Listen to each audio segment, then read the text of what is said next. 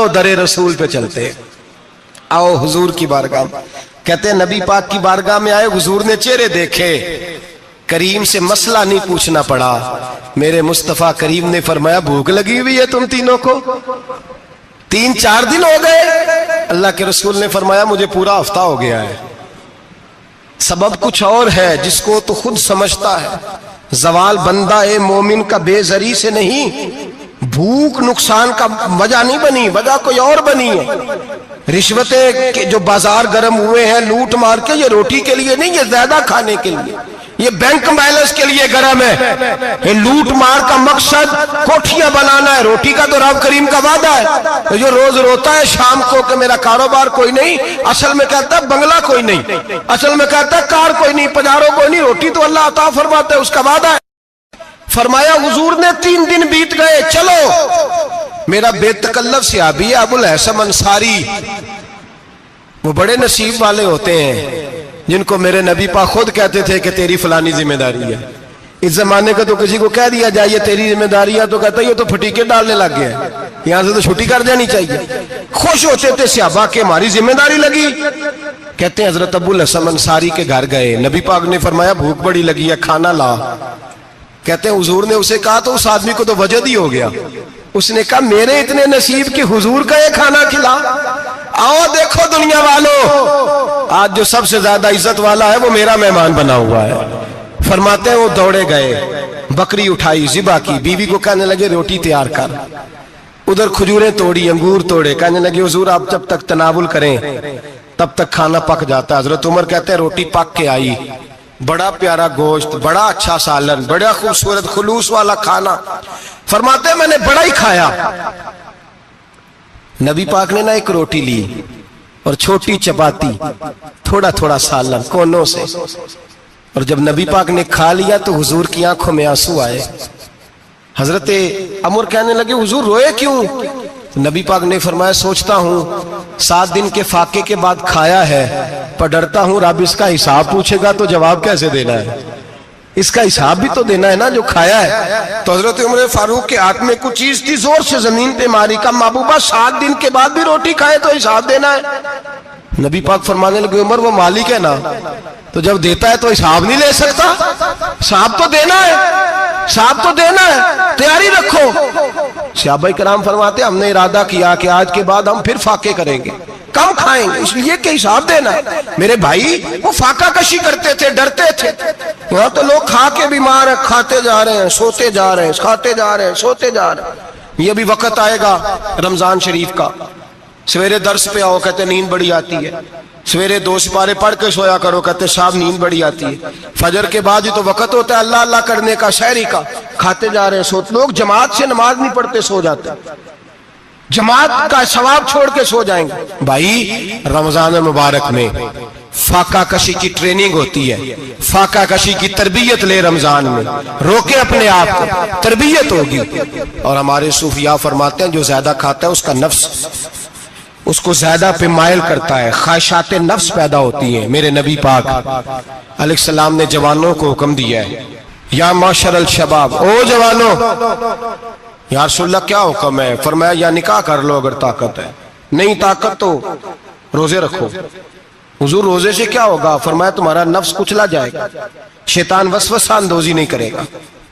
آج نوجوان بڑھ بڑھ کے کھاتا ہے، بہت زیادہ کھاتا ہے، کبھی اس ہوٹل سے کھاتا ہے، کبھی اس ہوٹل سے کھاتا ہے۔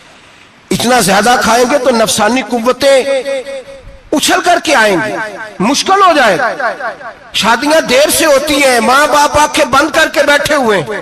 اگر ماں باپ کی ذمہ داری ہو اور ماں باپ نکاح نہ کرے تو نبی پاک نے فرمایا بچے گناہ کریں گے تو جتنا گناہ بچے کو اتنا باپ کو بھی ہوگا۔ تو ماں باپ چپ ہیں، دوسرا شادی مشکل بڑی ہے، مہنگی بڑی، اور تیسرا نہیں کر رہے کچھ لوگ تو روزے بھی نہیں رکھ رہے۔ تو رمضان ان کے لیے بھی وقت ہے، نفسانی قوتیں کچلی جائیں گی، کھانا جتنا کم کھایا جائے گا اتنا وجود کے اندر نفسانی خواہشات کم پیدا ہوں گے۔ تو رمضان تو پریکٹس ہے مجاہدے کی، دین کی۔ اور دوسرا میرے حبیب پاک صلی اللہ علیہ وسلم نے فرمایا ہے، حضور فرماتے ہیں کہ رمضان اور قرآن کا آپس میں رشتہ ہے۔ قرآن پاک کتنا پڑھنا چاہیے روزانہ؟ زیادہ سے اللہ جزا دے، امید ہے آپ زیادہ سے زیادہ ہی پڑھتے ہوں گے۔ भाई सुने, हदीस मुबारका में नबी पाक ने फरमाया रमजान और कुरान दोनों मिल के ना, बड़ी प्यारी हदीस है, फरमाया दोनों मिल के अल्लाह की बारगाह में मेरी उम्मत की सिफारिश करेंगे, रमजान और अल्लाह अकबर। किस तरह? नबी पाक फरमाते हैं रमजान कहेगा ए अल्लाह दिन के वक्त मैंने इसे तेरी रजा के लिए खाने पीने से बाज रखा, और कुरान कहेगा या अल्लाह रात को तेरी रजा के लिए खड़ा होकर ये कुरान सुनता था। रमजान और कुरान दोनों सिफारिश करेंगे। हम ना बड़ा कुछ पढ़ते हैं, सुनते हैं, सीखते हैं, अब यकीन करें ये खाते भाई का भाई से इख्तलाफ हो जाए ना तो वो 30 साल पुराने खाते खोल के ले आता है, सारी रात ढूंढता है कि मेरे पैसे कहां से निकलते हैं, पढ़ लेता है। कुरान पाक की बारी आती है तो नहीं पढ़ते कुरान पाक। अब्बा जी का खत्म होता है तो मांगते फिरते हैं, कहते 2 कुरान पाक 10 कुरान पाक। ये बातें बतानी नहीं चाहिए, करनी नहीं चाहिए, लेकिन चूंकि तरबियत के लिए बैठा हूं तो कर देता हूं।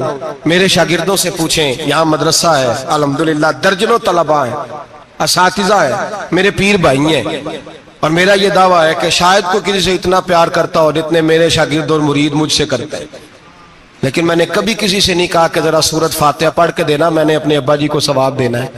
पूछ लें किसी से नहीं कभी कहा, कभी नहीं मैंने कहा कि जरा मुझे थोड़ा सा कुरान पढ़ दे। मैं इसको नाजायज नहीं कहता, पढ़वाना चाहिए, लेकिन मैं अपने वालिदैन के लिए कभी सवाल नहीं करता कि मुझे जरा पढ़ के दो, मैंने बख्शना है, इसलिए कि मैंने जाती तौर पे रूटीन बनाई है। मैं समझता हूं कि कायनात के अंदर मेरे ऊपर जिन लोगों ने एहसान किए उनमें सबसे ज्यादा हिस्सा मेरे माँ बाप का है। मैं समझता हूं इस बात, कितना नालायक हूं मैं कि मैं 1 महीने में एक कुरान पाक भी पढ़ के उनकी रूह को एहसास नहीं कर सकता। मेरा ये तरीका है जाती, मैं कदगन नहीं लगाता, मेरा जाती तरीका ये, अलहम्द से शुरू करो और 2 सूरतें छोड़ के कुरान पाक खत्म कर दो आखिरी, और फिर फलक और नास सूरतें साथ ले जाओ। यहां बैठ के साले सवाब नहीं करना, खत्म नहीं दिलाना, साथ ले जाओ, कब्र पे खड़े हो जाओ और फलक और नास सूरतें कब्र पे बैठ के तिलावत करो, और जो कुरान मजीद पढ़ा है उनकी रूह को वहां एहसाल करो। ओ भाई, औलाद जब माँ बाप के लिए पढ़ती है तो उसे कहना नहीं पड़ता अल्लाह बख्श दे, इसलिए कि औलाद की नेकियां खुद ब खुद माँ बाप के खाते में जमा होती हैं, खुद नेकियां जमा होती हैं। मेरे भाई, तू बच्चों से ये तो मुतालबा करता है कि बेटा इस साल रमजान मुबारक में मेरे लिए सत्तू जरूर बनाना, फलानी चटनी जरूर तैयार करना, ये क्यों नहीं कहता बीवी से कि डिशे कम बनाना? तू भी बैठ के कुरान पाक पढ़, मैं भी कुरान पाक पढ़ता हूँ। इधर आओ बेटा, यहाँ बैठ के तिलावत करो, मैं भी करता हूँ। बेटी इधर आओ, बैठ के कुरान पाक पढ़ो। कितना वक्त लगता है? हाफिज और कारी और उलमा अगर पढ़े तो 20-25 मिनट लगते हैं कुरान पाक का सिपारा पढ़ने, और अटक अटक के पढ़ने वाला भी पढ़े तो 1 घंटा लग जाएगा।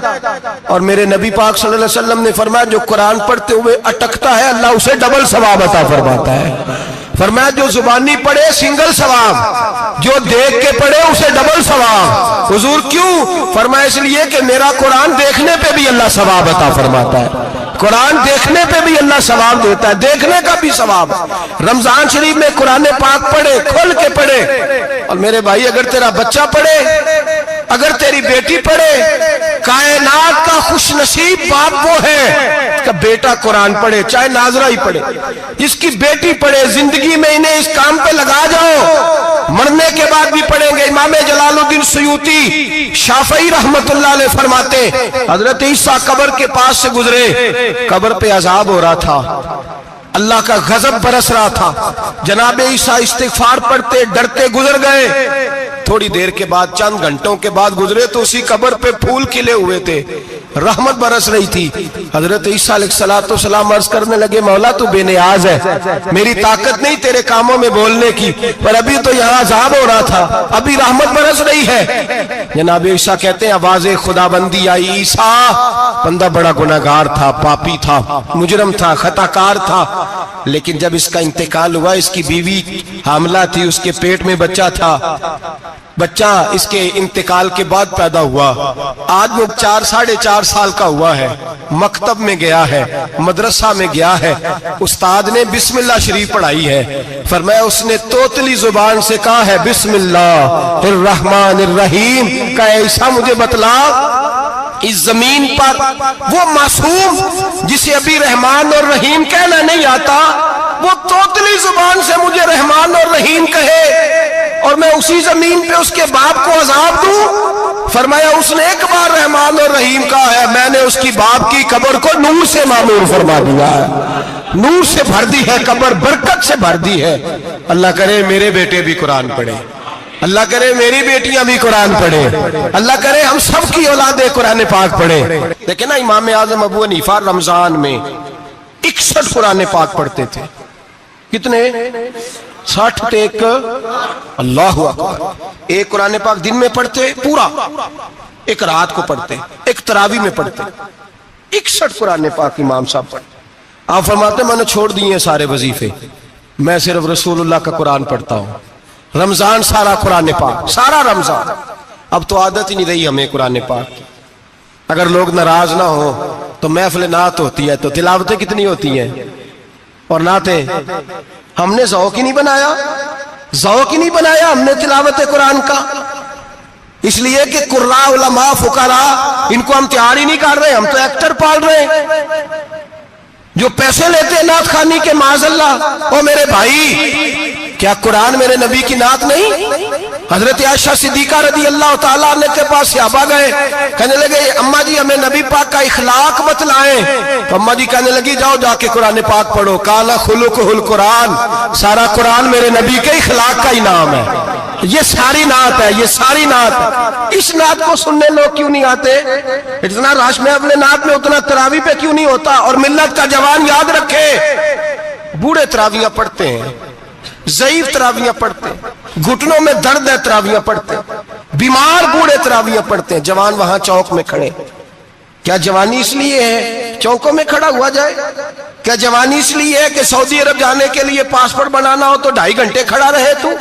شناختی کارڈ کے دفتر تو کھڑا رہے، پروٹیکٹر کے لیے کھڑا رہے، کافروں کے سامنے کاسا لیسی کرنے کے لیے تو کھڑا رہے، تو نوکری پہ جائے تو ساری رات کھڑا رہے، اور تو قرآن کے لیے کھڑا نہیں ہوتا؟ میرے محبوب نے فرمایا من قام ایمانا واحتسابا غفر له ما تقدم من ذنبه، فرمایا جو رمضان المبارک میں اللہ کی رضا کے لیے گناہوں کی معافی کے ارادے سے قیام کرے گا، راتوں کو عبادت کرے گا، اللہ اس کے پچھلے سارے گناہ معاف فرما دے گا۔ نوجوان ارادہ کریں، پروگرام بنائیں کہ انشاءاللہ قرآن پڑھنا بھی ہے، قرآن پڑھوانا بھی ہے، سننا بھی ہے، اور انشاءاللہ بولیے سننا بھی ہے اور پڑھنا بھی ہے اور پڑھانا بھی۔ ہمت کریں، دلیری کریں، آکے کھڑے تو ہو، اللہ توفیق عطا کرے گا۔ پہلی بات یہ کہ روزہ رکھیں، دوسری بات یہ کہ قرآن پاک کی تلاوت کریں، اور روزہ رکھیں تو روزے کے سارے حسن سمیت اسے رکھیں۔ نبی پاک نے فرمایا رمضان غمخاری کا مہینہ ہے، غمخاری کریں۔ ہمارے زمانے میں 2 قسم کی تکلیفیں ہیں۔ ایک تو غریب آدمی، اس کا حال یہ ہے کہ وہ مانگتے ہی گزارا کرنا چاہتا ہے، اس نے ہاتھ یوں کر لیا ہے تو اب اس کا یوں ہونے کو تیار نہیں۔ ضرورت اگر کسی آدمی کو کسی دروازے پہ لے جاتی ہے تو برا نہیں، لیکن سوال کا اپنے اوپر دروازہ کھول لینا یہ ٹھیک نہیں۔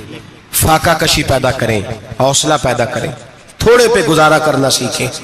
غریبوں کو بھی اجازت نہیں کہ وہ نکل کھڑے ہوں میدان میں مانگنے کے لیے۔ ٹولنیاں نکلتی ہیں رمضان میں، جتھے نکلتے ہیں خیرات کٹھی کرنے والے۔ بچیں، میرے نبی پاک صلی اللہ علیہ وسلم نے فرمایا جس نے بغیر ضرورت کے سوال کیا، جب قیامت کے دن آئے گا تو اس کے چہرے کے اوپر گوشت نہیں ہوگا، صرف ڈھانچہ ہی ہوگا۔ اتنی بھیانک صورت میں آئے، بغیر اشد ضرورت کے سوال نہ کر، کبھی سوال نہ کر۔ اور امیروں سے گزارش ہے کہ رمضان ہمدردی کا مہینہ ہے، ہمدردی کریں تو سامنے والے کی عزت کا بھی خیال کریں۔ یہ بات درست ہے کہ غریب سیاڑا نہیں ہوتا، اس لیے کہ جس کی جیب میں پیسے نہیں ہوتے بھائی اسے عقل بھی نہیں ہوتی، جس کے گھر کار نہیں ہوتی اسے چلانے کا طریقہ، جس کے گھر اوون نہیں ہوتا اسے چلانے کا طریقہ بھی نہیں آتا، جس کے گھر میں چیزیں ہوتی ہیں اسے چلانا بھی آ جاتا ہے، جدے گھر دانے اودے کملے بھی اس کے سیانے ہو جاتے ہیں۔ تو چودھری صاحب، سیٹھ صاحب، نواب صاحب آٹا تقسیم کرتے ہیں، کھڑے ہو کے فوٹو کھچاتے ہیں، فیس بک پہ دیتے ہیں، اور ایک آٹے کا تھیلا اور 10 اخباروں میں فوٹو۔ اللہ سے ڈریں، رمضان ہمدردی کا مہینہ، ہمدردی کا۔ غریب کو دیں تو اس کی عزت کو رسوا نہ کریں، میرے نبی پاک علیہ السلام کے صحابی حضرت عبداللہ ابن عمر رضی اللہ تعالیٰ عنہ ڈھونڈ کے لاتے تھے مسکینوں کو، ڈھونڈ کے، اور جب لاتے تھے تو اپنے دسترخوان پر بٹھا کر اپنے ساتھ افطاری کرایا کرتے تھے.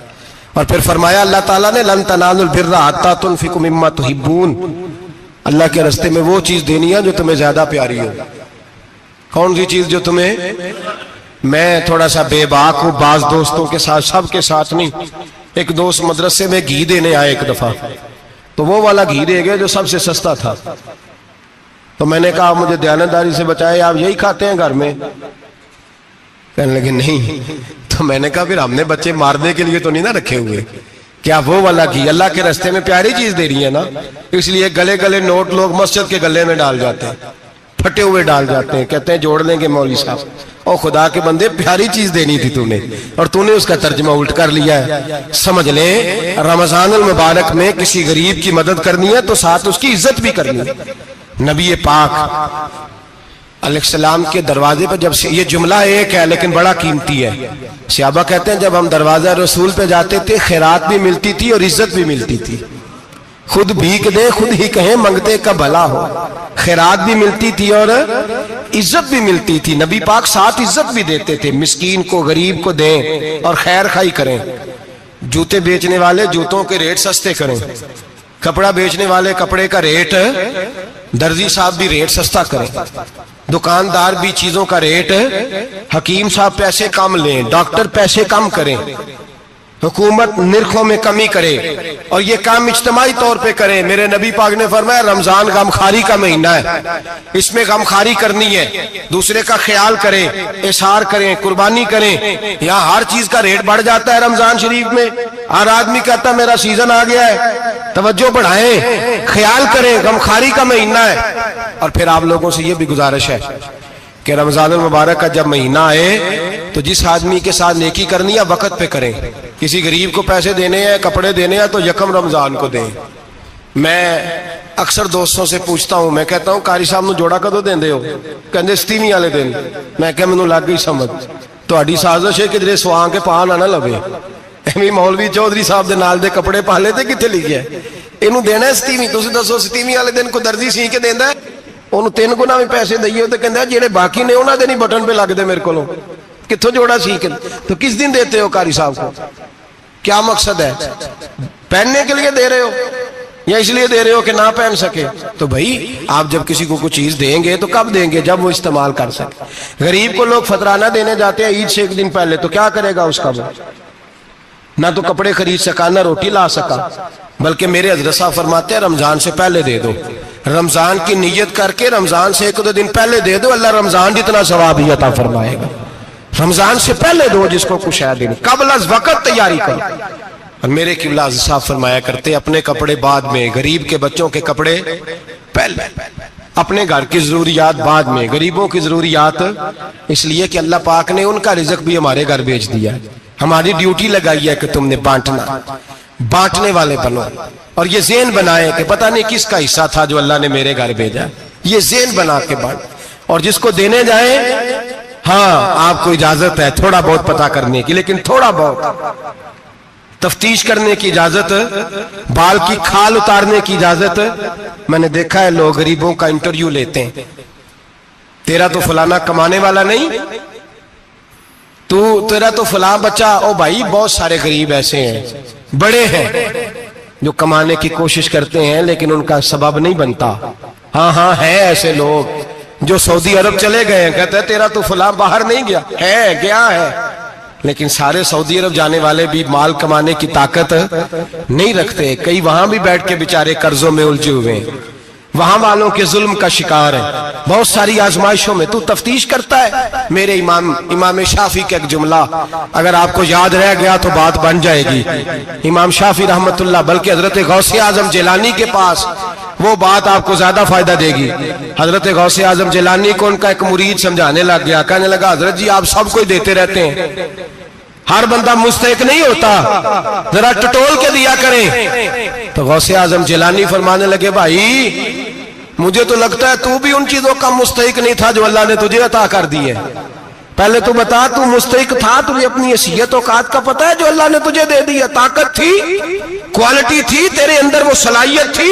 रब ने तो नहीं तेरी तफ्तीश की कि तू काबिल है कि नहीं, तू अल्लाह के बंदों की तफ्तीश करता पड़ता है। इमाम शाफी फरमाया करते, इमाम शाफी फरमाते, रब तुझे परख के नहीं देता, टटोल के नहीं देता, रुसवा करके नहीं देता, तू गरीबों के साथ ये सारा जुल्म क्यों करता है? बस पता चल गया वो जरूरतमंद है तो दे, इसलिए कि अजर तुझे गरीब ने नहीं देना, अजर अल्लाह ने देना है। और अल्लाह अजर अमल पे नहीं देता, अल्लाह तो नियत पे अजर अता फरमाता है। तो नियत देख तेरी किस तरह की। तो मेरे भाई गरीब को दे, कबल अज वक्त दे। रमजान मुबारक में चौथा काम, बात आखिरी और चौथा काम सुने, रमजान में दीन सीखें। शैतान कैद होता है ज्यादा से ज्यादा, और जब आदमियों का पेट खाली होता है ना तो ज़हन जो होता है ना वो भी उसका फ्रेश होता है। उसमें कोशिश करें दीन सीखने की। मेरे नबी करीम सल्लल्लाहु अलैहि वसल्लम ने इस दीन को इल्म का दीन करार दिया है, शऊर का दीन करार दिया है, फहम का दीन करार दिया। नबी पाक सल्लल्लाहु अलैहि वसल्लम ने फरमाया, एक इबादत करने वाला इशा के बाद खड़ा हो और फजर तक नमाज पढ़ता रहे। एक आलिम दीन इशा पढ़ के सो जाए, उठ के फजर पढ़ ले, तो वो 70 इबादत करने वालों का दर्जा ज्यादा नहीं, आलिम का दर्जा फिर भी ज्यादा है। उस आलिम दीन का दर्जा ज्यादा है, इसलिए कि वो लोगों को आगाही देता है, शऊर बख्शता है। ये दीन जो है ये, और नबी पाक सल्लल्लाहु अलैहि वसल्लम ने फरमाया, इबादत करने वाले पर आलिम का दर्जा उतना ही ज्यादा है जितना मेरा दर्जा अपने गुलामों पर ज्यादा है। आलिम को हुजूर ने इतना बड़ा मकाम दिया। दीन सीखें, शऊर हासिल करें। ये फकाहत का दीन है, शऊर हासिल करने का दीन है। और नबी पाक सल्लल्लाहु अलैहि वसल्लम ने फरमाया, दीन की एक बात सीख लेना 1000 नफल पढ़ने से ज्यादा दर्जा रखती है। दीन की एक बात सीख लेना 1000 जनाजे में शिरकत से ज्यादा दर्जा रखती। दीन की एक बात सीख लेना, मेरे नबी पाक सल्लल्लाहु ताला अलैहि वसल्लम इरशाद फरमाते, 1000 मरीज की इयादत करने से ज्यादा दर्जा रखती। फरमाया, जिसने रात के एक लम्हे में दीन की एक बात सीखी, अल्लाह उसे सारी रात इबादत करने से ज्यादा सवाब अता फरमाएगा। मेरे अर्शा फरमाया करते, जब सीखने वाले को ये सवाब मिलेगा तो बताइए सिखाने वाले को कितना सवाब मिले, उसे अल्लाह कितना दर्द। रमजान आ रहा है, शैतान कैद है, दीन फैलाने की कोशिश करें, जद्दोजहद करें। बड़ी नींद आती है फजर पढ़ के, लेकिन अगर किसी का इरादा बन जाए कि दीन सीखना भी है और दीन बच्चों को, तो फिर कोई नींद गलबा। एक मिसाल एक आलिम ने समझाई। कोई बुजुर्ग थे, दरवेश आलिम, उनके पास एक औरत आई, कहने लगी, मैं बच्चों को सवेरे बड़ा जगाती हूँ, बच्चे जागते नहीं नमाज के लिए। बड़ा अजीब जवाब दिया बुजुर्गों ने, दरवेश ने, आलिम ने। कहने लगे, बीबी क्यों नहीं जागते, जगाया कर, बेदार किया कर, उठाया कर। कहने लगी, बड़ी जद्दोजहद करती हूँ, उठते नहीं, बेदार नहीं होते। अल्लाह वाले थे ना। कहने लगे, ये बता, अगर उस कमरे में आग लग जाए तो फिर बच्चों को कैसे बेदार करेगी? आग से बचाने के लिए क्या करेगी? फिर तो बालों से पकड़ भी घसीटना पड़ा तो घसीट के कमरे से लाऊंगी, फिर तो चोटें लगती हैं तो लग जाए, फिर मैं परवाह नहीं करूंगी। आप फरमाने लगे, यूं समझ ले जहन्नम की आग जल रही है, अगर तेरे बच्चे ने नमाज ना पढ़ी तो आग लग जाएगी, अगर इसने इबादत ना की तो उसे आग। अब जैसे भी तुझे उठाना पड़ता है, उठा घसीट के बाहर ला, लेकिन उसकी नमाज कज़ा। नींद बड़ी आ रही है सवेरे, लेकिन अगर दीन ना सीखा तो मुश्किल हो जाए। जैसे भी अपने आप को जगाना चाहिए, हिम्मत करनी चाहिए, दलेरी करनी चाहिए। तो हमेशा मिदहत खैरुल अनाम में गुजरे, दुआ है ये उम्र दरूद व सलाम में गुजरे। आखिर दावा।